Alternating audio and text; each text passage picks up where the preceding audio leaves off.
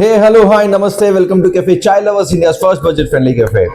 ఒకసారి ఈ వీడియో చూడండి అండ్ దాని కింద వ్యూస్ చూడండి. జపాన్ ఫుడ్ సేఫ్టీ విషయంలో ఎంత స్ట్రిక్ట్ గా ఉంటుంది తెలుసా? ప్యాకేజింగ్ మీద ఇమేజ్ కూడా ఎగ్జాక్ట్ గా లోపల ప్రోడక్ట్ ఏదైతే సైజ్, ఏదైతే కలర్, ఏదైతే షేప్ ఉందో ఆ ఇమేజ్ కూడా అదే కలర్, అదే సైజ్, అదే షేప్ లో ఉండేటట్టు చూసుకుంటుంది. కొంచెం అటు ఇటు అయినా సరే అది ఇల్లీగల్ సెల్ చేయడం. నేను జపాన్ వెళ్ళి చూడలేదు, కానీ జపాన్ వెళ్ళిన ఇన్ఫ్లుయెన్సర్ ఆకాంక్ష మోన్ గా వీడియోలో చూసా.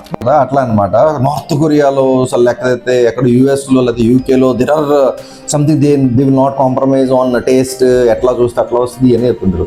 మరి నేను చెప్పింది ఏంటి ఇన్ని రోజులు బట్టి దట్ ఈస్ వాట్ కదా. మీరు ఒకసారి ప్రీవియస్ వీడియో చూసారంటే దాని వ్యూస్ చూడండి ఒకసారి. CCL కెఫే చాయ్ లవర్స్ అనే ఒక బ్రాండ్ వచ్చింది. It's India's first budget friendly cafe. What you see same you get, that is what నేను చెప్తున్నది. And customer value for money product, ఇది నేను చెప్తున్నది. ఎక్కడో ఏదో జరుగుతుంది అంటే దానికి ఇంత అద్భుతంగా ఎన్ని వ్యూస్ ఇవన్నీ వచ్చినప్పుడు లిటరల్లీ నేను మనకు ఇప్పుడు 7 బ్రాంచెస్ అయితే ఉన్నాయి. మీరు ఏ బ్రాంచ్కైనా వెళ్ళండి, you will get the same quality which is showing on display. TV ఉంటుంది, ఆ టీవీలో రన్ అయితే ఉంటాయి.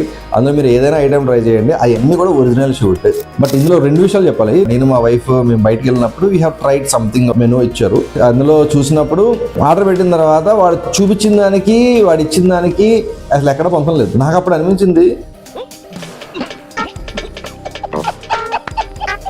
ఇది వాల్యూ ఫర్ కస్టమర్ ప్రోడక్ట్ కాదు అనిపించింది. నేను ఎట్లన్నా ఈ ఫీల్డ్లోకి వస్తున్నాను కాబట్టి I have to give check and literally ప్రతి ఐటమ్ని కూడా ఎన్నిసార్లు రిపీటెడ్గా ఒకే ఐటమ్ని చేసి తాగి లేదు ఇది ఇక్కడ ఎంత ఎక్కువ అవుతుంది, ఇది తక్కువ అవుతుంది, ఇందులో ఈ ప్రోడక్ట్ మొత్తం ఇవన్నీ కూడా చేసుకొని ప్రతి ఐటమ్ని లిటరల్లీ చెక్కాను. ఓకే, రెండోది ఇంకొకటి ఏంటంటే అదే మూమెంట్లో నేను ఒక ఫ్లైఓవర్ మీద వెళ్తుంటే రైట్ సైడ్ ఒక హోర్డింగ్ చూసాను అనమాట, ఇంటర్నేషనల్ స్కూల్ అని చెప్పి. అక్కడ క్యూట్ బేబీస్ ఫోటోలు పెట్టారు స్టూడెంట్స్వి. అన్ని ఎలా ఉన్నాయంటే ఒక నలుగురు ఎంతమందో ఫారినర్ తెల్లవాళ్ళు పెట్టారు, ఇంకో 2-3 నల్లవాళ్ళు పెట్టారు.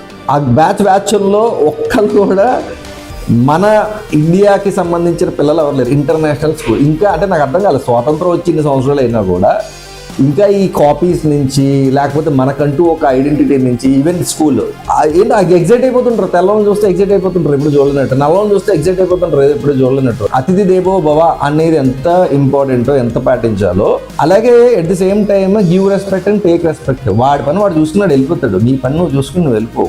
మీద ఎక్కించి పావించుకుంటే 200 ఏళ్ళు వాలించారు. ఇది మర్చిపోకండి ఎవరో కూడా. Thank you very much. జై హింద్.